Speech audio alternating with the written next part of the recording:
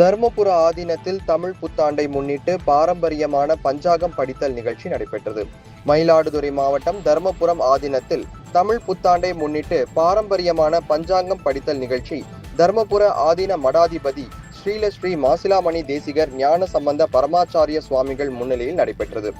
விஸ்வாவசு வருடத்தின் பஞ்சாங்கத்திற்கு சிறப்பு பூஜைகள் செய்து பின்பு வேதியர்கள் பஞ்சாங்கத்தில் உள்ள பலன்களை வாசித்தனர்.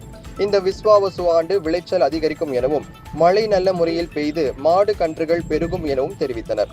சிறுவர்களுக்கு புது நோய் தாக்குதல் ஏற்படும் என்றும் மக்கள் இறை வழிபாட்டை மேற்கொள்ள வேண்டும் என்றும் இந்த ஆண்டின் பரிகார பலனாக சொல்லப்பட்டுள்ளது.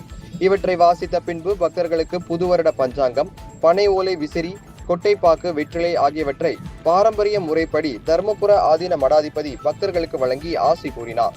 இந்நிகழ்ச்சியில் நூற்றுக்கணக்கான பக்தர்கள் பங்கேற்று பஞ்சாங்கம் வாசிப்பதை கேட்டனர்.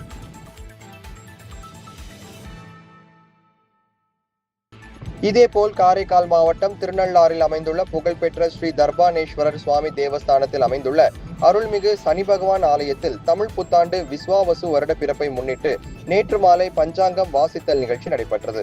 அப்போது ஆலயத்தின் முக்கிய நிகழ்ச்சிகளான சனிப்பெயர்ச்சி விழா மற்றும் பிரம்மோற்சவ விழா நடைபெறும் நாட்கள் அறிவிக்கப்பட்டன.